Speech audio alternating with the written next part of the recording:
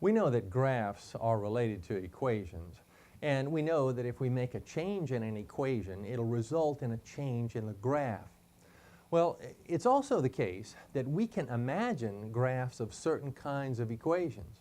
Now, we already know that with linear equations. If we think about a linear equation written in a certain form, that is, in the slope-intercept form, then we can imagine its behavior. We can imagine where it goes through the coordinate plane and how steep it is and that kind of thing. Well, we're going to extend that idea. We're going to consider some more complicated equations and more complicated graphs here. And it'll turn out that we'll be able to easily imagine these graphs, and we'll easily be able to imagine the changes in graphs as we make subtle changes to those equations. All right, let's begin with a rather degenerate quadratic equation. F of x is x squared. When we graph this, we write it in this form, y equals x squared. Here's a table of values associated with that equation. If I plot the points and construct the graph, I get this parabolic curve. Okay, now let's begin there. Let's make a little change. We're going to take the f of x is x squared, the x squared business, and subtract 3. We would write this then as y equals x squared minus 3. Here's a table of values associated with that equation. Now, just take a look at the table of values. It'll give us a pretty good idea of what's going to happen to the graph. Now, this column of x values is identical to this column of x values. But look at the y values here, 0, 1, 4, 9. Over here we have negative 3, negative 2, 1, and 6. Now, if you compare these two, you'll notice that for each y value, these are 3 smaller than those were. Now, think about y as a vertical distance. The vertical distances here are just 3 smaller across the board than all of the vertical distances over there. So it'll be no wonder that the graph associated with this equation is just 3 down from the previous graph. Now, we can think of it conceptually like this as well, that again, y represents vertical distances. So the y equals x squared that we had over there, you see this is just a set of vertical distances, you see, given by or described by this. And now this y is those vertical distances we had over there here minus 3. So subtract 3 for all of those and the graph falls 3 on the coordinate plane. All right, I'm kind of over-explaining the situation, but it's a very important idea for a particular shift in the graph. Now, if I plot these points, let's see, 0 goes to negative 3, and then plus or minus 1 goes to negative 2, and then plus or minus 2 goes to 1, and then plus or minus 3 goes to 6. All right. So this graph sort of predictably looks like this. It's a shift downward. Now, here's what I want you to understand conceptually, that we have a prevailing operation here, squaring. And with our other families of equations in their graphs, we're going to have a prevailing operation. We're going to be talking about absolute value and cubing and square rooting. Okay, so for each degenerate kind of equation and graph, we have a prevailing operation. And what we should notice here is that we're adding or subtracting, in this case subtracting, after we perform the prevailing operation. That is, we square x and then we subtract 3. So the graph falls 3. If we were adding after the prevailing operation of squaring, then the graph would rise on the coordinate plane for the same reasons that we talked about here. Now let's talk about the notion of adding or subtracting before performing the prevailing operation. That is, suppose we consider an h function which is x minus 3, then square. You see, so we're subtracting 3 before performing the squaring.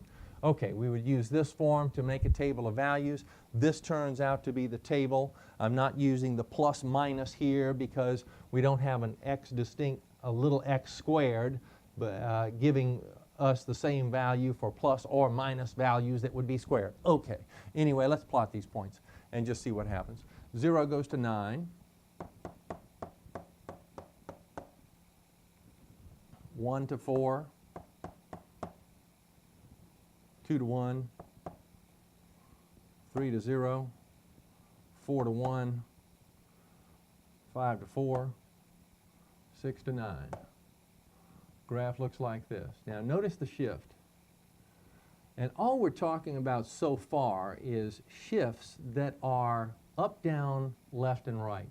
Notice that this shift from our basic graph, we're actually shifting this graph 3 units to the right. Well, the 3 we can kind of see here by the nature of the equation. You see, we see x minus 3, but gee, we're shifting in a direction we probably don't expect. Let me tell you why that happens, and I'll tell you how you're going to remember this, how to recall it later. What's happening is that the squaring of real numbers results in a parabolic curve. All right, now think about that on this coordinate plane. All right, so here we have real numbers, and the squaring operation results in a parabolic curve. Now let's suppose that before we even perform the operation of squaring to give us this parabolic curve, we take our entire coordinate plane, our x-axis, and we shift it to the left. That's the x minus 3. We take our real numbers and subtract 3. Now what happens? Well, the position where the y-axis was here shifts over 1, 2, 3 places. So now here is our y-axis, you see. Our y-axis comes over here.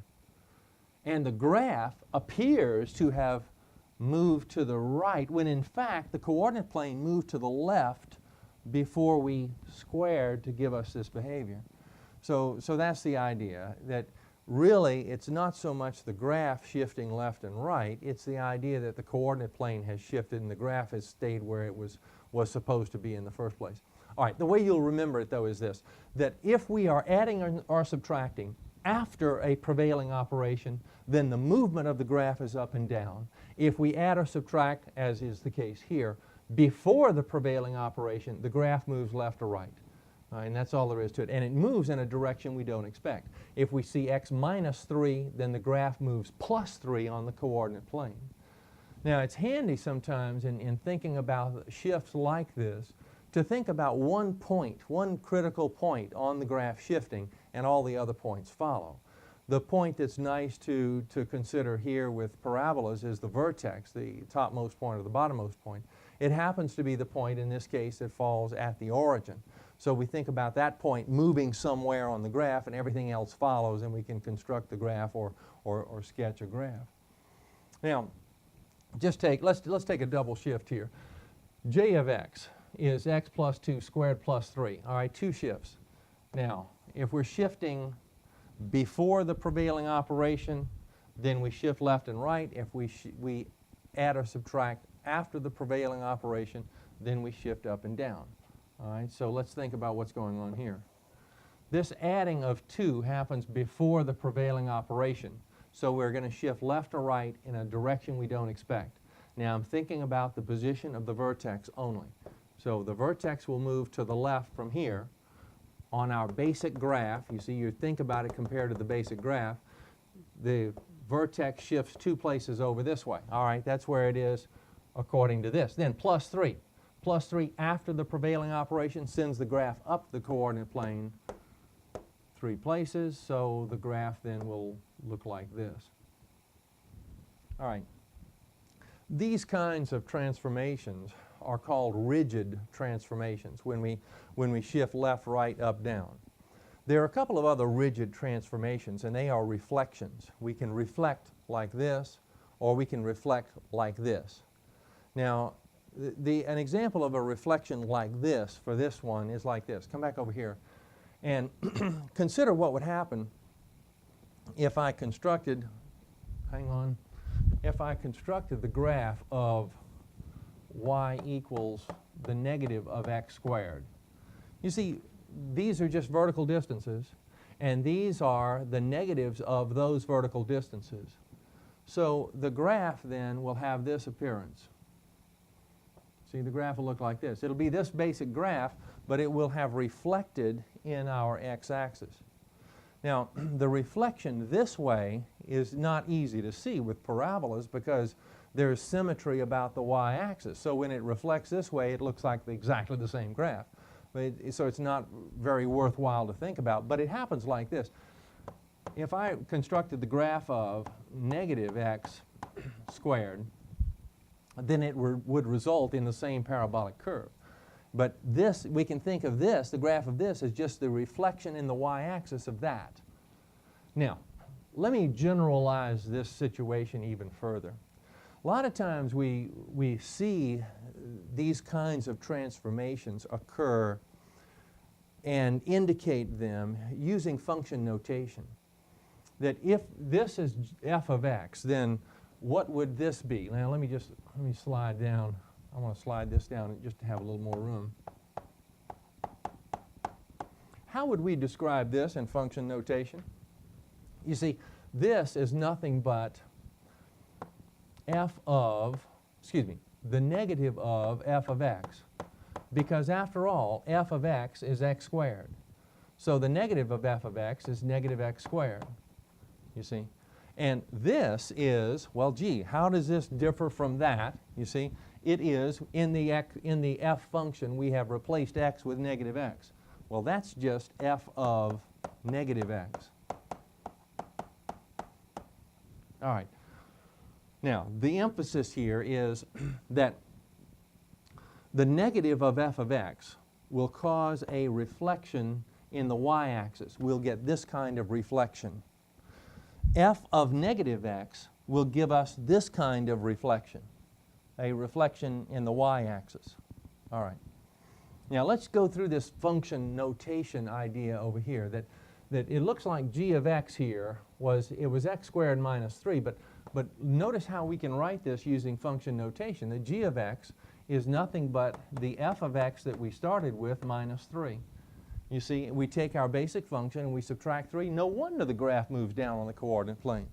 Now over here, we are replacing the x with x minus 3. You see, so this is really nothing but f of x minus 3. And the graph ended up moving left or right in a direction we don't expect. It ends up moving plus 3 on the coordinate plane. All right, that's the idea. Now, so far now we have all these rigid transformations. We have left, right, up, down types of transformations. And we have reflections, which are also rigid transformations. We have reflection in the x-axis, we have reflection in the y-axis. There are other transformations that we want to talk about just briefly, and they're called non-rigid transformations because they actually change the form, the shape of the graph somewhat. They make the graph look, well, a little bit fatter or a little bit thinner. That's the idea.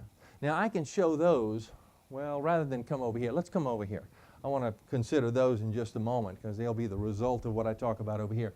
Consider the idea of a y which is, let's say 1/3 x squared. Now 1/3 x squared. And this is equivalent to saying 1/3 f of x. But what does that mean? That these vertical distances are 1/3 those vertical distances. For every x value, these y values are going to be 1/3 as high as those y values. You see, that's the idea. So, gee, I have a pretty complicated looking graph up here, but I need to put in this graph, the graph of this one if I can. I'm going to take this rascal out and see if I can create some room. All right, let's see if we can do this right on top of this. Now, I'm looking at this graph, and I'm thinking all the vertical distances described here are just 1/3 as high as those. So for an x of 1, we had a vertical distance of 1, you see, on the basic graph. But now for this one, 1/3 x squared, it's 1/3 of that, just 1/3 as high. And for an x of 2, we had an f of x of 4, you see on the basic graph. 1/3 of that is about right here. And then for an x of 3, we went up to 9. 1/3 of that is 3. You see what's happening? This graph is sort of fattening out because of this coefficient of 1/3. Same thing will happen over on the other side. So we'll get a graph that kind of looks like this. You see, it just kind of broadens it out a little bit. If it was 1/10, it would really lay down pretty much like that. Okay. So if we multiply by a coefficient that is between 0 and 1, it will cause this fattening idea. Actually, if we multiply by a number, a coefficient that is between -1 and 1. You see, it's the positive or negative ordinary everyday household fraction as a coefficient times the function. So it'll cause it to kind of lay down. Now if it's negative, it'll cause the reflection to happen, but it'll still widen out as well. Okay, now what happens if the number turns out to be, oh, let's say 4x squared? Well, a coefficient like 4 will just make all of the x values associated with y equals x squared, it'll make every one of them 4 times as high. You see? Just the vertical distances are 4 times as high. So when I talk about an x of 1 going to 1 in the basic graph, the x of 1 in the graph of this rascal will go up 1, 2, 3, 4. You see, and -1 will do the same thing. So that graph will kind of look like this. It'll look really thin. So it'll cause the graph to kind of thin out like this when you multiply by something that is greater than 1 or less than -1. All right, non-rigid transformations. Now let's put all the ideas together. There are other families of functions and graphs. If we think about a degenerate cubic function, f of x is x cubed, this is its graph. Now let's try to imagine the graph of h of x, which is 1/2 x minus 3 squared. Oops, I wanted to put x minus 3 cubed plus 2. Can we imagine this? I think so. Let's start like this, though. When you try to imagine these things, take your basic graph and then start making changes to it. All right, just this change, the x minus 3. Now, we're subtracting 3 before the prevailing operation, so that's a shift left and right. And it's in a direction we don't expect. We see -3, the shift is going to be to the right 3. Think of this point as a key point on this graph, and that point moves to the right 3. All right, here it is. Now the graph is right there. Okay, now what's 1/2 times that do to it? 1/2 of it, all those vertical distances are half as high. Whoa, that's going to cause it to kind of lay down a little bit. I'm going to overemphasize it like this. You see, it kind of lays down to the x-axis just a little bit. All right, now what's plus 2 do to it? Oh, plus 2 after the prevailing operation, that raises the graph 2 units on the coordinate plane. So this point comes up here, and now our graph, I want it to be a little bit lazy here and do like this. And I'm kind of overemphasizing the lazy part probably. Probably doesn't get this lazy. Okay, here's another one, absolute value function. The absolute value function, the degenerate form, the graph looks like this. Now, what if I construct the graph of this? Well, again, let's take it from the beginning, kind of like this. All right, here's our basic graph. Now, just analyze one part at a time. The prevailing operation is absolute value. So here we are adding 1 before taking the absolute value. When we add or subtract before taking absolute value, the shift is left or right in a direction we don't expect. We see +1, so it's going to move -1. So the graph moves to this position. -2. Let's take one of those ideas at a time. All right, let's see. 2 is going to move the y values up the coordinate plane a little faster, twice as high for every one of them. So the 2 business is going to do this. Going to make it be a little bit narrower v here.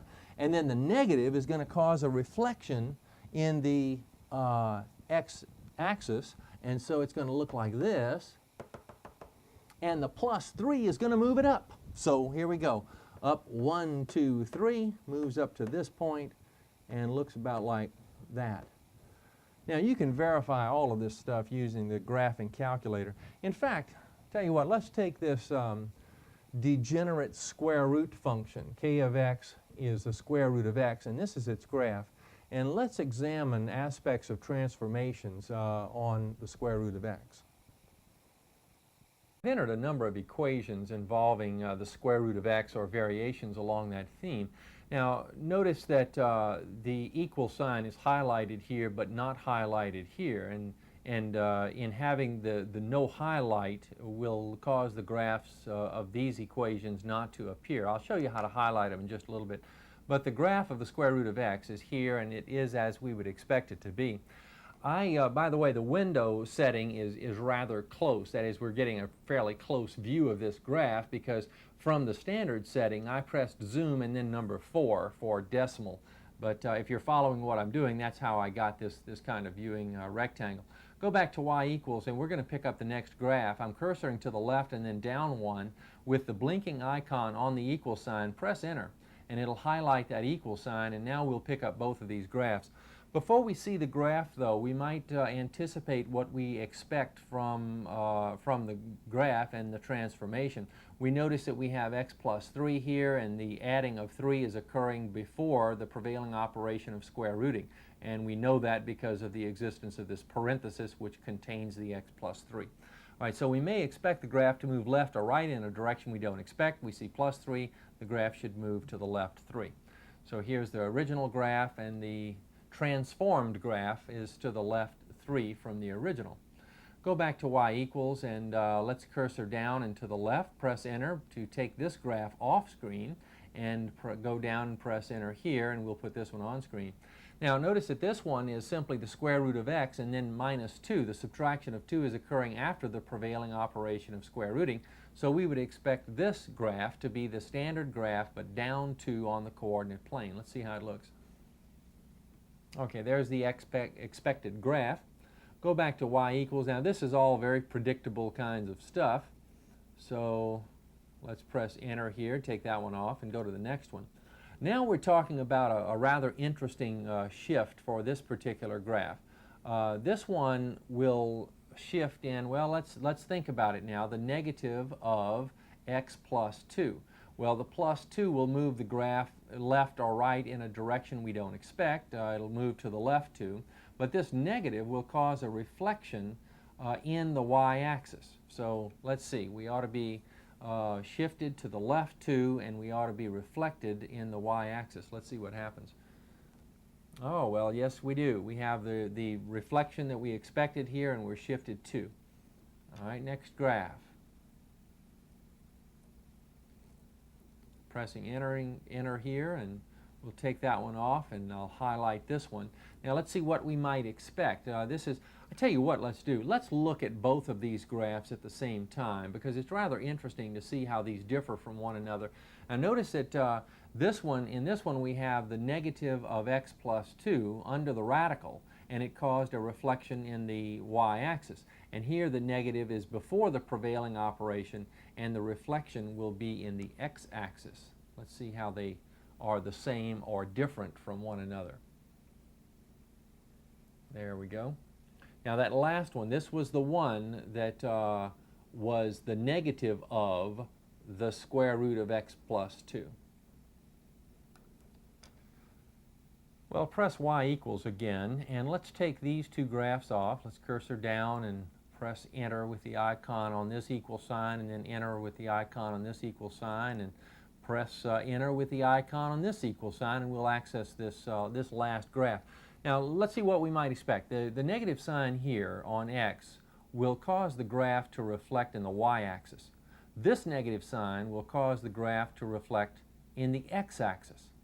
Now the 2 will cause each vertical distance to be twice as far as they would be on the original graph. So the graph will look, well, let's see how it looks. Here's the original graph. There's kind of a double reflection now. The reflection in the in the y-axis would have caused the graph to behave like this. The reflection in the x-axis would cause the graph to look something like this. And the 2 caused all of those vertical distances to just be twice as far down. Now to illustrate that, let's go back to y equals, and I'll enter a graph very similar to this one.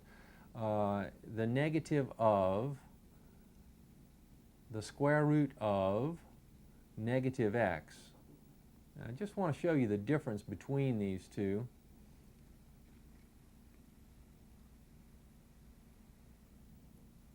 This is the negative of the negative, the negative of the square root of negative x. And this is just negative 2 times the square root of negative x. That's what this one is. So it's like the multiplication of 2 is taking this vertical distance for that x value, and this vertical distance, just double it, and we have that vertical distance. you see, for that second graph. And for this x value, think about that vertical distance, and for the other graph, double it, and we get the vertical distance associated with this other graph. We can examine the transformation idea just by using function notation. For example, suppose we have a graph here, and without even using some equation to describe the graph, let's just say that it's the graph of f of x. Now, f of x means the same thing as y, and y is simply some vertical distance. That is, for every x, for example, this x value, there's a vertical distance y associated with it. And the graph is simply composed of a group of all vertical distances, all y values, working in concert to describe the behavior of the graph. Now, with that in mind, we can think about what it means to have f of x minus 3. It simply means all these y values down 3 on the coordinate plane. What about f of x minus 2? Well, there are really two ways of looking at this situation. X minus 2 means take all the x values, all the entire x-axis, for example, and move it a negative 2. Move it 2 units in the negative direction. And the graph then looks like this.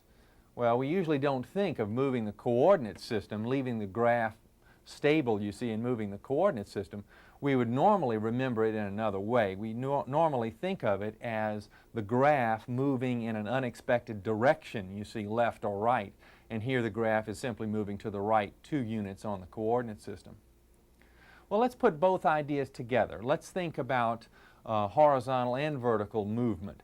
F of x plus 3 plus 2. Well, the x plus 3 means the graph moves left or right in a direction we don't expect, so the graph will move to the left 3 units.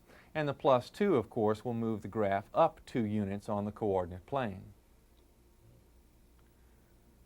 Now, the negative of f of x simply means the negative of all of the vertical distances describing our graph. So any vertical distances that go up will go down, and any that go down will go up. So it simply causes the graph to reflect in the x-axis.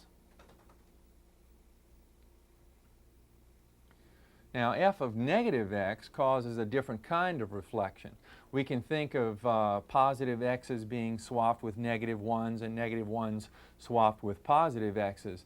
And so, therefore, the graph reflects in the y-axis. The graph simply looks like this.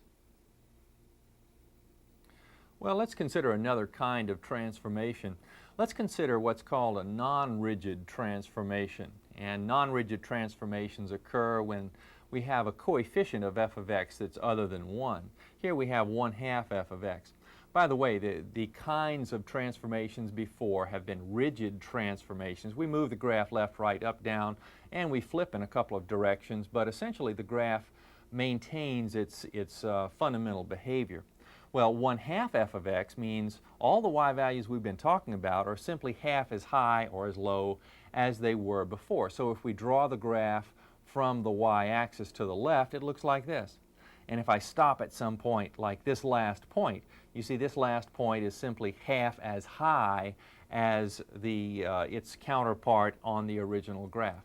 So we can continue. Now notice that the graph is simply taking on a rather squatty appearance. It's sort of fattening the graph in a way.